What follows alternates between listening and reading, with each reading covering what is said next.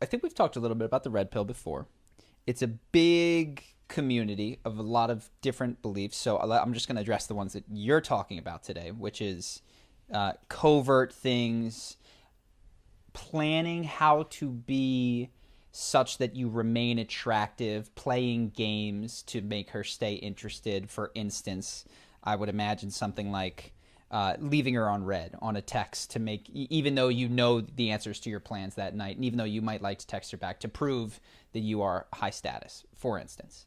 Uh, Totally not worth it. Totally not worth it. So even if that works, what you wind up, the prize for you at the end of the day is someone who you have to play games with uh, and doesn't like you when you're expressive in how you truly feel. It becomes a job to maintain attraction.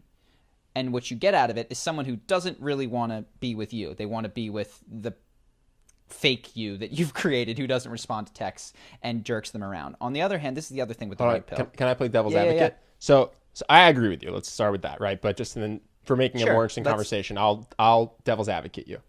So what about the idea that once she gets to know the real me, she'll like me and I can stop playing games. But to start with, I have to leave her on red and try to manipulate her into thinking I'm busy or thinking more about me because she isn't going to initially like me unless I play these games. But once she does and we've hooked up a couple times, I'll just stop the games because then we'll have a real connection. Yeah. So what's the counter to that? I mean, do you want to take it? No, I want to. Well, sure. I mean, if you want, Go for it. I think you know the answer. yeah. Well, so I guess a couple things. One is that I mean, there's a lot of things. One is you start to condition behaviors in people, right? So like we went out once with a woman who's super sweet. I was being really sarcastic and kind of a dick because I was just in a mood. I'd just gone through a breakup like the day before. I brought out a horrible sarcastic side of her, and that is the frame. That's our relationship now. So she's like really sweet with you, really sweet with funny. Henry, and then really sarcastic with me because it's like this monster I co-created, right? So I think that's in there. Two, your initial attraction. I mean, there is something to this that you can lie your way into having sex with someone, right? But not in a way that's going to be sustainable. Like if you have to lie and play these games in order to get laid, you will get laid. But ultimately, once you stop, she's not going to like who you actually are. This is so the Bernie Madoff applied to sexual relationships. And like so, you can trick people. yeah, Like and that's so, possible. then like you've tricked your way into sex. Now you're acting like who you actually are. She's not going to like who you actually are because she decided she liked someone that you were pretending to be, and she'll start to resent you and just treating you badly or breaking up with you. So while you can get what you might be aiming at, which is sex one time, I would suggest that what you're aiming at is going to ultimately lead to more unhappiness than happiness because you're going to end up with a huge headache in a relationship that doesn't work. Yeah, yeah.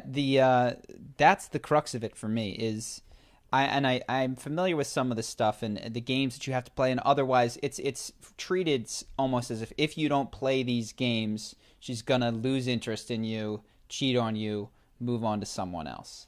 And I think that might become true for the type of person who constantly plays games because the only people that stay around them are people who are tolerant and respond to those games. It's like you're almost filtering for someone who responds. Well, you filter out the person who Yeah. thinks that it's rude that you didn't respond for 6 hours. Exactly. You're removing people. The other thing about the red pill, and while I think it is and can be useful to speak in generalities about men, women, Democrats, Republicans, it's also important to keep in mind, all women are this way. Well, there are some women who are lesbians, right? There are some women who all your male charm will not work on, and they make up a significant portion of the population. So if that exists, it stands to reason that there are other subsets in there that might not want to play those games, right? That might not follow all the standard rules as laid out by this community, even if, and I'm not saying that they are, even if this represents the majority. So just my philosophy around dating is, we've talked about this, put your most average and normal foot forward while trying to become the best version of yourself. Yeah, that's what I was going to say is a lot of these games were created by people who saw it working for someone else that was doing it unthinkingly. Mm-hmm. And so I think rather than try to mimic that behavior, why would someone Leave someone on not red. Yeah. well okay, let's say not leave on red, because once you've read it you could Yeah, respond yeah. or whatever. But like, let's say you get a text and you don't respond for 4 hours.